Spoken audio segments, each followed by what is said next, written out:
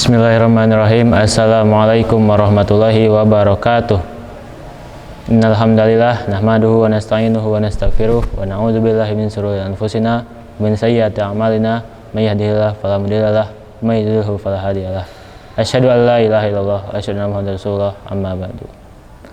Pertama-tama marilah kita panjatkan puji dan syukur kepada Allah Subhanahu wa taala karena atas rahmat dan nikmatnya yang telah diberikan kepada kita sehingga kita bisa berada di keadaan sehat walafiat, dan selawat serta salam tak lupa kita curahkan kepada Habibana wa Nabiyana Muhammad sallallahu alaihi wasallam yang telah mengantarkan umat Islam dari zaman kegelapan hingga zaman yang terang benderang ini.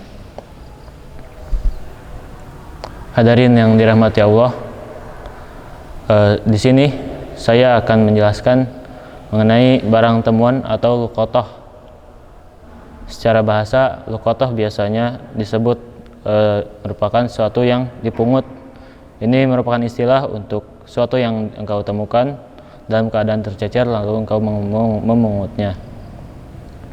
Secara syariat, luqatah berarti mengambil harta yang bernilai dari kesia-siaan untuk menjaga atau memilikinya sesudah mengumumkannya.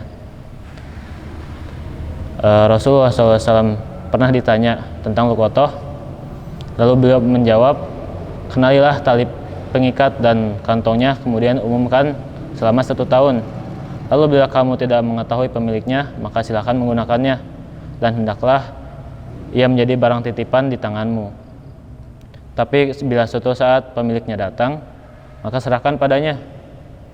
Lalu Nabi ditanya tentang unta yang tersesat, maka beliau menjawab, apa urusanmu dengannya? Biarkanlah ia, karena ia sesungguhnya bersama dengan sepatunya dan kantong minumannya. Ia bisa mendatangi air dan makan pohon sampai pemiliknya menemukannya. Beliau pun pernah ditanya tentang kambing yang tersesat, maka beliau menjawab, ambillah karena sesungguhnya ia untukmu dan untuk saudaramu atau untuk serigala. Diriwayatkan oleh Hadis Bukhari nomor 2372. Luqatah diklasifikasikan ada 3 macam. Yang pertama, barang yang tidak berharga seperti sepotong roti, sebiji buah, kayu dan tongkat dan sebagainya. Barang ini boleh dipungut dan pengumutnya pun boleh memakainya tanpa harus mengumumkannya. Yang kedua, ada hewan yang tersesat namun dia bisa menjaga dirinya sendiri, seperti unta, kuda, sapi, dan sejenisnya. Hewan ini haram untuk dipungut, dan pengumutnya pun tidak berhak memilikinya dengan cara mengumumkannya. Kemudian yang ketiga, sesuatu yang boleh dipungut dan harus diumumkan yang bernilai berharga, sangat berharga, seperti emas, perak, dan barang-barang perhiasan, serta hewan yang tidak bisa menjaga dirinya dari serangan binatang buas, seperti domba, ayam, yang semisalnya. Hal ini pun berdasarkan hadis Zaid bin Khalid al-Juhani yang telah saya sebutkan tadi. Hal ini bagi siapa yang yakin dirinya mampu menjaga amanat dan mampu mengumumkannya. Kemudian biasanya ada berbagai masalah yang kita alami ketika menemukan suatu barang.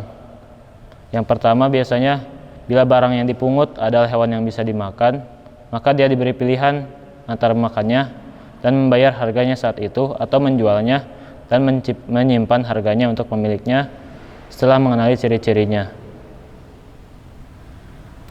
Kemudian yang kedua, bila barang yang ditemukan termasuk kategori yang bisa rusak atau mudah rusak, seperti buah-buahan atau barang-barang sejenisnya, maka penemunya pun boleh memakannya dan membayar harganya kepada pemiliknya, dan atau seperti menjualnya dan menyimpan harganya sampai pemiliknya datang. Kemudian yang ketiga, bila kita menemukan uang, maka penemunya wajib menjaganya sebagai amanat di tangannya, dan dia wajib mengumumkannya di perkumpulan orang-orang. Kemudian yang selanjutnya, tidak boleh mengambil luqatah atau barang temuan kecuali bila dia merasa mampu menghadapi nafsunya dalam menjaga barang tersebut dan dia mampu mengumumkannya.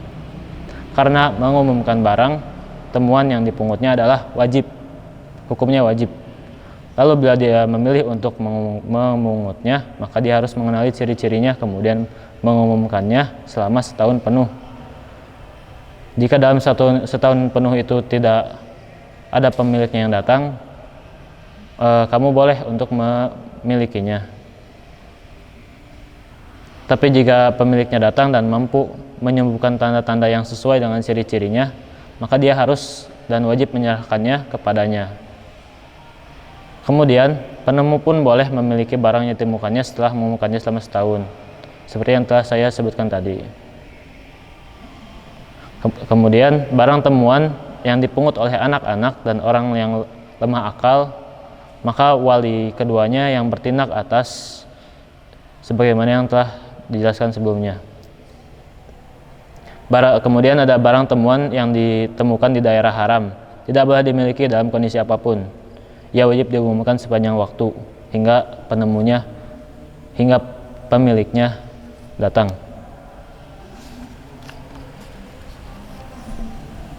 Kemudian bila kita menemukan sebuah barang yang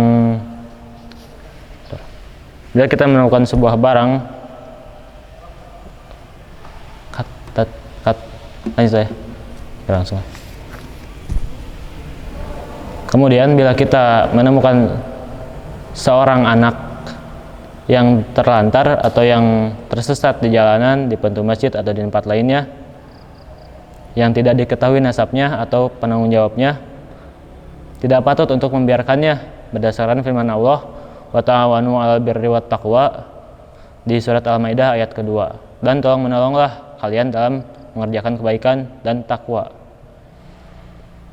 Ayat ini menunjukkan atas wajibnya memungut anak temuan. Hukum mengambil anak temuan dan menafkahinya adalah fardu kifayah, karena sesungguhnya dengan mengambilnya terdapat makna menghidupkan jiwanya.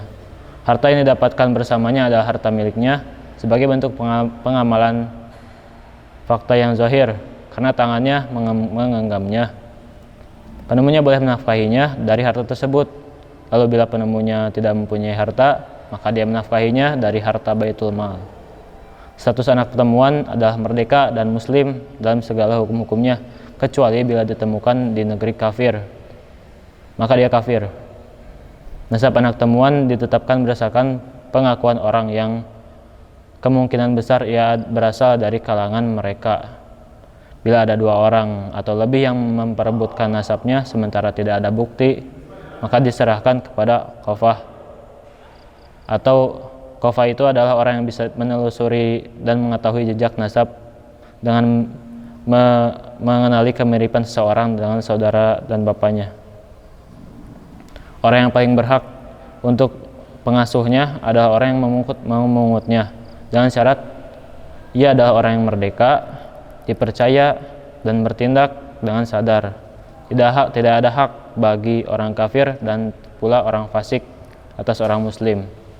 Orang yang memungutnya disyaratkan pula berakal, dewasa, merdeka, muslim, adil, dan bertindak dengan sadar.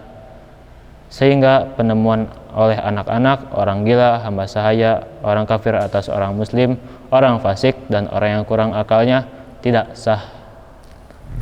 Sekian penjelasan dari saya mengenai luqathah dan laqit atau anak temuan. Semoga ilmu ini bermanfaat bagi kalian yang menonton ini.